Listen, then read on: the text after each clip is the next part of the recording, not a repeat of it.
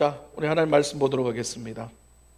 사도행전 14장 1절에서 7절까지 나뉘는 마음의 이유라는 주제로 하나님 말씀 선포합니다. 1절부터 7절까지 함께 교독하시고 7절은 합독하겠습니다.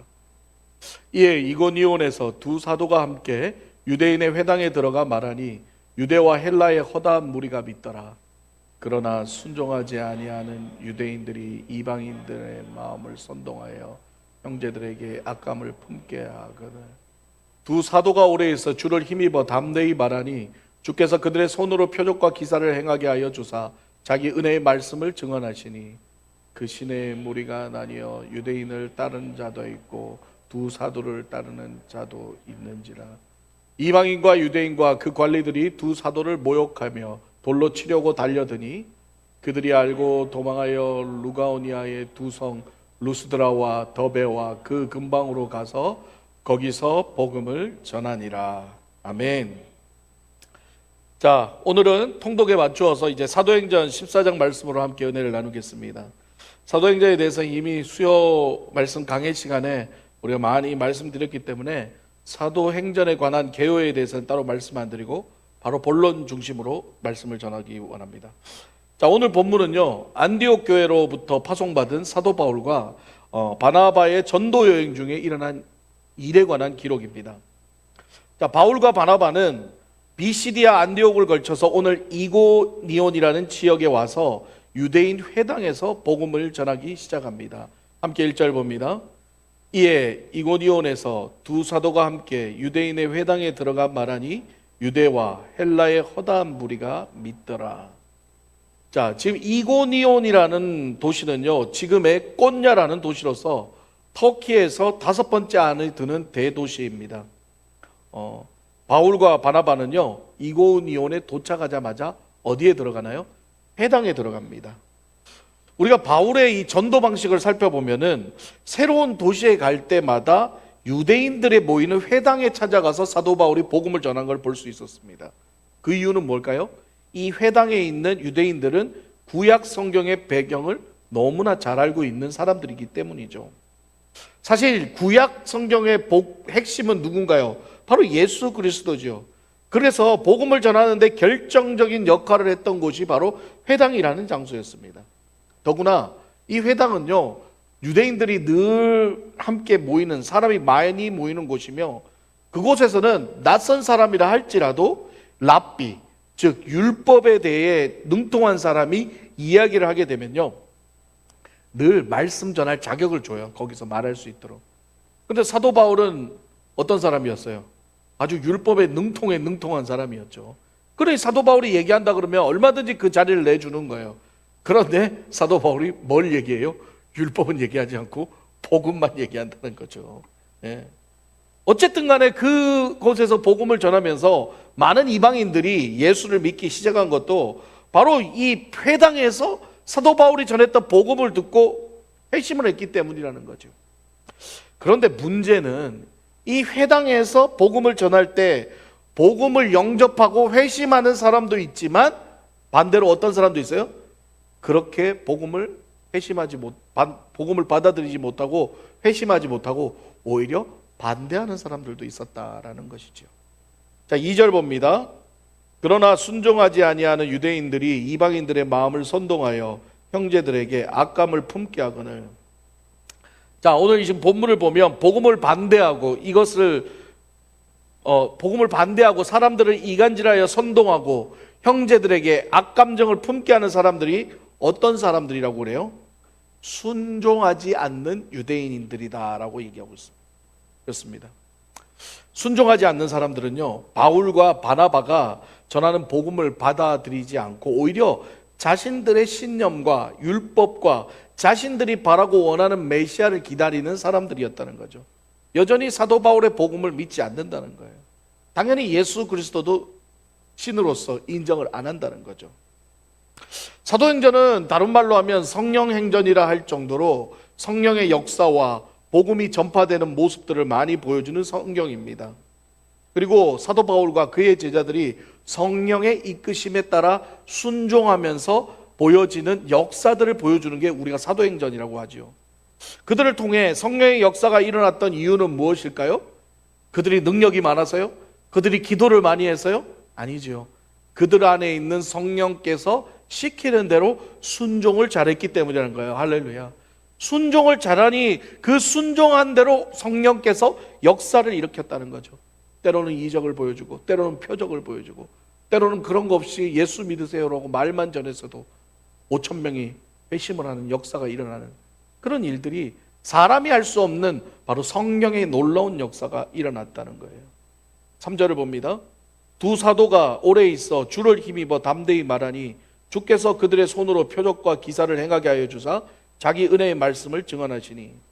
보세요. 성령의 이끄심에 따라 순종하고 누구를 힘입어? 주를 힘입어. 주가 어디에 계신 거예요? 내 안에 계신 성령을 말하는 거죠. 성령을 힘입어 담대히 말씀을 증거하니 무슨 놀라운 역사가 일어나요? 이적과 표적의 놀라운 성령의 역사가 일어났다는 거예요. 이처럼 순종은 하나님의 일하시는 놀라운 역사를 보게 될 줄 믿습니다. 마찬가지예요. 하나님의 말씀을 듣는 우리도 하나님의 말씀을 듣는 것만으로 끝나는 것이 아니라 그 말씀에 순종하고 삶으로 나가서 그 말씀을 살아낼 때에 우리의 삶에서 하나님의 놀라운 역사들이 일어난다는 거예요. 할렐루야. 말씀을 안 살아내니까 안 일어나는 거예요. 기적이 안 일어나는 거예요. 우린 기억해야 합니다. 이 놀라운 이적과 표적만 보고 하나님의 말씀에 관심이 없으면요, 우리의 삶에는 결코 하나님의 놀라운 성령의 역사와 이적들은 일어나지 않는다는 거예요. 4절 봅니다. 그 시내의 무리가 나뉘어 유대인을 따른 자도 있고 두 사도를 따른 자도 있더라. 자, 여기서 이제 갈라지죠. 유대인을 따르는 자들이 생기고 두 사도를 따르는 자들이 생긴다는 거예요. 좀 더 정확하게 말하면 여전히 율법을 따라가는 자들이 있고 여전 복음을 듣고 이제는 복음을 따라가는 자들이 생겼다는 거죠.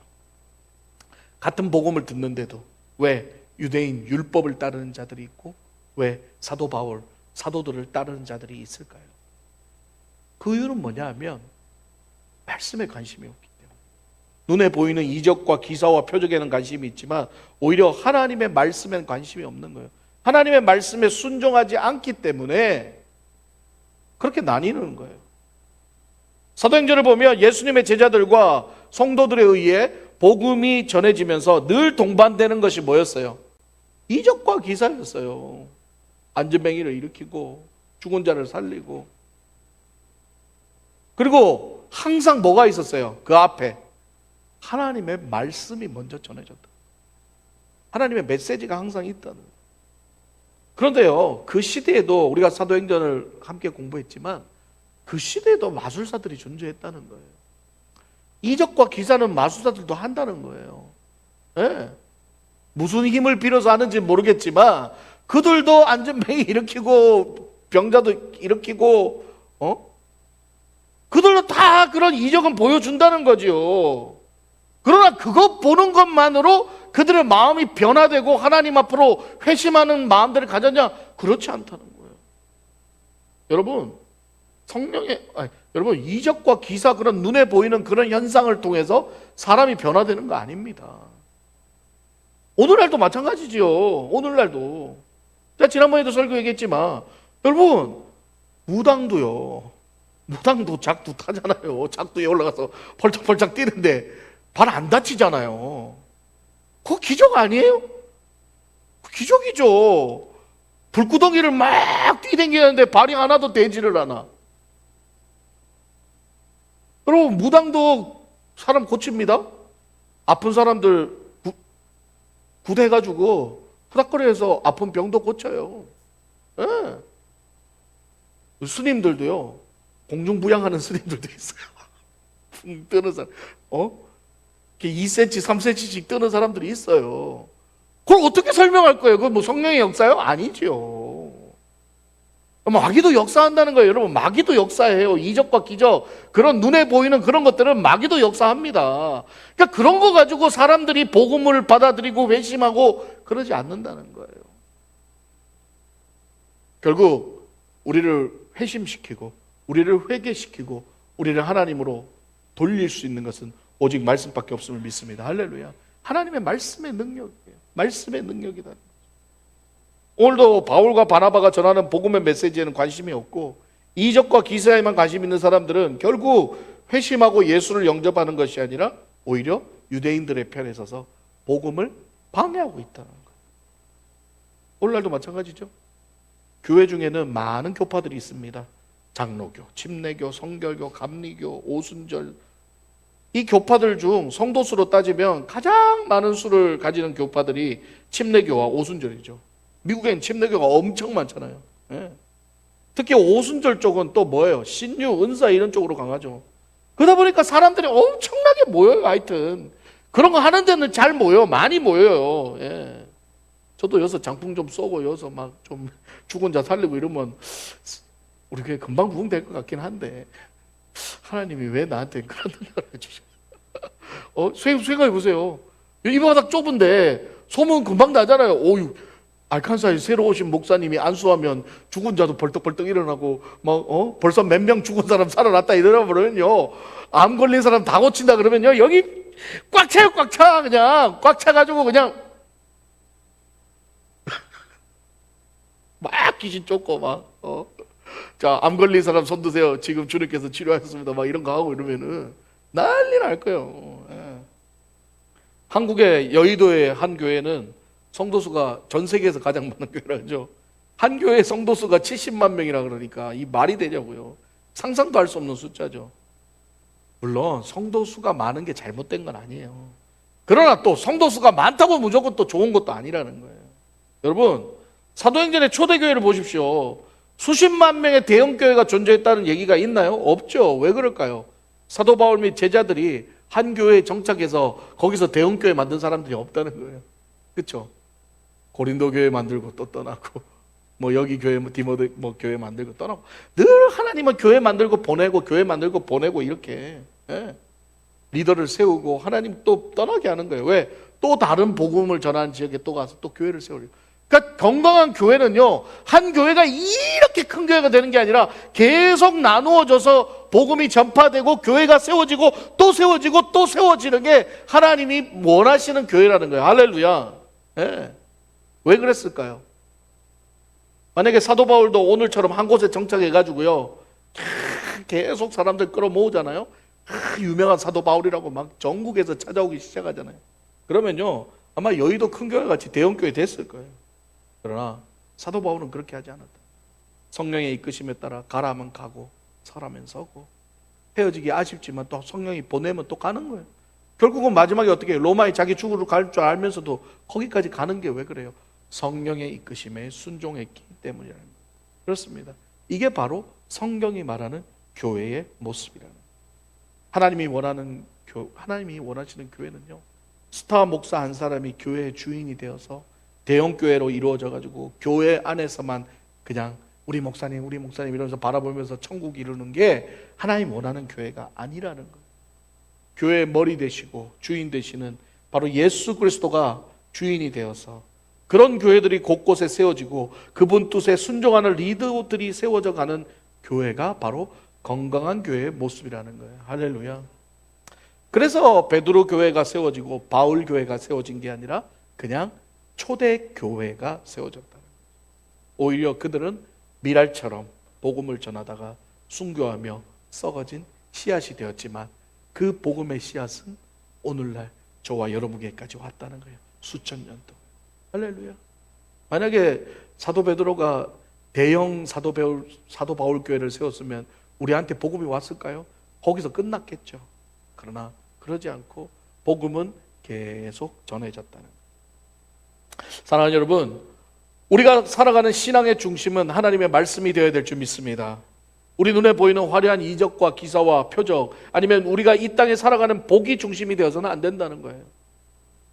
오늘날도 여전히 이적과 기사가 충만하고 기복주의 설교로 충만한 교회는, 또 사람들의 마음을 충족시키는 교회는 날이 갈수록 부흥하고 성장합니다. 눈에 보이는 외형적인 성장은요. 하지만 결코 하나님이 원하시는 성장은 아니라는. 예수님은 온데간데 없고 목사 자랑, 교회 자랑, 교회 돈 자랑, 땅 자랑, 그런 것만 남아요. 나중엔 그것 때문에 싸움 나고, 그것 때문에 내가 개척해서 이렇게 큰 교회 만들었는데 내가 벤틀리 좀 타면 어때? 내가 타워 팰리스 좀 살면 어때? 30억, 40억 되는 아파트 살면 어때? 나는 누릴 자격이 있는 사람이야. 이런 소리하고 앉았잖아요. 자기 교회 키워놓으니까. 자격이 있는 사람이 어디 있어요, 하나님 앞에서. 저는 목사가 되고 늘 마음속에 좀 부담감이 하나 있었습니다. 목사라는 직분이 성경대로 하면 성도들을 섬기는 자리며 늘 하나님의 말씀을 담대히 전하고 세상의 부와 명예보다 주님과 교회를 먼저 생각하는 그런 사람이 바로 목사의 자격인데, 그렇게 배웠는데, 하지만 결국 목사도 사람인지라 눈에 보이는 현실은 어때요?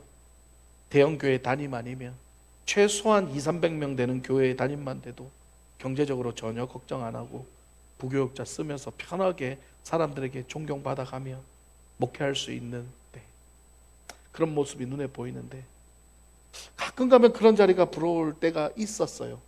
여기 오기 전입니다. 혹시 나도 이렇게 늦게 목회자가 안 되고 일찍 목회자가 돼서 잘 나갔으면 큰 교회 담임이 되지 않았을까라는 생각이 든 적도 있었습니다. 아니면 아버지가 큰 교회 담임 목사여서 그냥 딴 거 할 거 없이 신학 공부만 열심히 하면 세습으로 아버지가 그 교회 물려주면 얼마나 쉽게 가요. 얼마나 편하게. 사람이니까 그런 마음 들 수 있지 않나요? 사람이니까 누구나 마음속에 그런 마음, 나뉘어지는 마음이 있지 않을까요? 그러나 하나님께서는 저를 미국에서 오랜 세월 치열한 이민자의 삶을 겪게 하시고 늦게 목사가 되자마자 딴 생각 들어갈까 봐 바로 이 알칸소에다 저를 그냥 딱 꽂아놨어요. 딱 꽂아놨어요. 딴 생각하지 마. 어디 갈 생각도 하지 말고 여기서 너는 죽으나 사나 우리 성도들하고 그냥 열심히 해봐. 딱. 할렐루야. 저는 하나님께서 저를 여기에 보내주시고 여러분 만나서 이렇게 목회하는 게 정말 진심입니다. 감사합니다. 그리고 여러분 너무 사랑합니다. 왜냐하면 지난 건 1년 가까이를 사역을 하면서 하나님이 하시는 놀라운 일들, 성령이 하시는 놀라운 일들, 아프고 상처되고 힘들었던 여러분들에게 하나님이 희망이 되어 주셔서 말씀으로 위로받고 사람의 관계적으로 위로받고, 그래서 어떤 외형적인 부흥보다 먼저 우리 안에 내면적 부흥이 일어나는 모습들을 보여주시면서 하나님 저에게 희망을 주셨기 때문인 거죠. 그렇습니다. 눈에 보이는 화려한 대형 교회가 아닌 작은 교회일지라도 그 안에 살아있는 그 생명이 보일 때에 제 마음도 심장도 같이 뛰게 된다는 거예요. 그런 마음이 들었다는 게 저는 너무너무 감사했습니다. 여전히 여러모로 쉬운 상황은 아니지만 그래도 감사한 마음으로 나아갈 수 있는 것은 하나님께서 저와 여러분을 통하여 이 알칸사 사랑의 교회에 사도행전에 나타난 성령의 역사가 일어나는 걸 보게 해주셨기 때문이라는 거예요. 예. 이제 다음 달이면 제가 이곳 알칸사에 온 지 벌써 1년이 됩니다.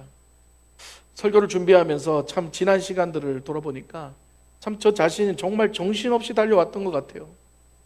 1월 1일 날 저기 스시집 가서 아내랑 밥 먹으면서 엉엉 울고 아내랑 헤어지는 게 두려워서 1월 2일 날 공항에 아내를 내보내고 그리고 나서 혼자 이 시간을 어떻게 내가 견뎌나가야 될까, 그 두려움과 공포의 마음이 있었는데 여러 가지 사역적으로 또 내가 이걸 감당할 수 있을까, 목회 초짜인 내가, 이런 생각도 많이 들었는데 결국 저는 성령님의 뜻에 순종하고 성령님의 뜻대로 지금까지 달려왔고, 또한 우리 성도님들도 그런 저를 보면서 함께 열심히 달려오셨습니다. 그 결과 하나님의 놀라운 일하심을 우리는 보게 되었죠. 참 쉽지 않은 많은 일들이 있었지만 결국 우리의 힘으로가 아닌 하나님의 능력으로 해결되는 일들을 우리는 다 볼 수 있었습니다. 할렐루야. 예. 결국 이 모든 일들이 저와 여러분이 성령의 이끄심에 순종하고 일주일 내내 하나님 말씀 듣고 한 주 묵상, 화요 성경 공부, 수요 예배, 목요 예배, 토요 예배, 주일 예배, 그냥 아주 그냥 말씀으로 달달달달달 살았더니 하나님의 놀라운 역사가 일어났다는 거예요. 아까도 말했지만 제가 뭐 어디 여기서 귀신을 쫓았어요? 아니면 무슨 암 환자를 고쳤어요? 제가 뭐 여기서 무슨 쇼를 했어요? 저는 한 거 하나도 없어요.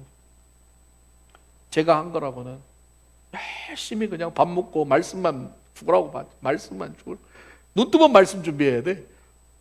한 주 묵상 끝나니까 내일 화요 성경 공부하고 성경 공부 준비하고 이제 자고 일어나면 아이고 수요 예배네 또 수요 예배 준비하고 아이고 오늘 또 목요 예배네 또 목요 예배 준비하고 아이고 금요일 하루 쉬나 했더니 토요일 날 토요 새벽 예배 준비하고 토요일 날 하루 쉬나 했더니 또 주일 또 준비하고. 저도 그냥 달달달달달 1년을 그냥 말씀에 파묻혀서 살았는데, 그런데 그 말씀에 파묻혀서 살아는 게 참 은혜였구나. 할렐루야. 그게 참 우리를 회복시키는구나. 우리 성도들을 회복시키는구나. 우리 성도들의 마음을 회복시키는구나. 참 감사했어요. 제가 그래도 참 감사한 게 카톡에다가 여러 가지 영상들을 올리면은요, 그래도 숫자가요 거의 1 아니면 0까지 다 떨어지더라고요. 뭐 다 봤는지는 모르겠지만 어쨌든 간에 눌러서 오픈을 했다는 얘기잖아요, 우리 성도들이. 여러분 그 숫자 빠지는 거에 목사가 상처 받아요. 야, 오늘은 7명이 안 봤네. 오늘은 4명이 안 봤네. 그래도 그런 거 하나하나 보는 게 참 감사하고. 지난 우리 목자 모임 때 장진 집사님이 그러시더라고요. 우리 박창수 집사님 멀리 떨어져서 있는데 다 보신대. 다 보고 막 화요 성경 공부에 옆에 있던 외간 남자 누구야? 막 그러더래요. 검사하려고 봤는지 말씀을 받는지 모르겠지만 어찌됐든 봤다는 거 아니에요? 봤다는 거 아니에요? 얼마나 감사해요. 부족한 목사의 그런 영상들을 그래도 여러분들 열심히 보시고 따라와 주시고, 그런 시간들이 결국은 하나님의 놀라운 역사로 오늘날까지 오게 된 줄 믿습니다. 사랑하는 여러분, 이제 말씀 마무리하겠습니다. 우리 안에는 늘 나뉘어지는 마음이 있습니다. 하나님의 말씀에 순종하지 않고 성령의 이끄심에 순종하지 않으면요, 교회는 나뉘어집니다. 분열됩니다. 서로 싸우게 되고 무너지게 됩니다. 여전히 환경을 바라보고 세상을 바라보면 불안하고 힘들고 어렵습니다. 그러나 우리 주님을 바라보고 성령의 이끄심에 순종하면 그런 환경이 바뀌지 않을지라도 우리는 견디고 인내할 수 있습니다. 저는 여전히 우리 알카사 사랑의 교회가 재정적으로도 많이 쉽지 않고 당장에 눈에 보이는 부흥의 역사도 일어나지 않지만, 여러분과 제가 주님께 마음을 정하고 성령님을 따라 순종하면서 누가 알아주든 안 알아주든 하루하루 그냥 최선을 다해 맡겨진 사명을 잘 감당해 나간다면요, 저는 분명히 우리 하나님은 우리 교회를 통해 저와 여러분을 쓰시고 하나님의 놀라운 계획하심을 이루어 나갈 줄 믿습니다. 서로 사랑하면서 한 마음으로 성령의 행전의 역사를 저와 여러분이 함께 써 나가시기를 주님의 이름으로 축복합니다.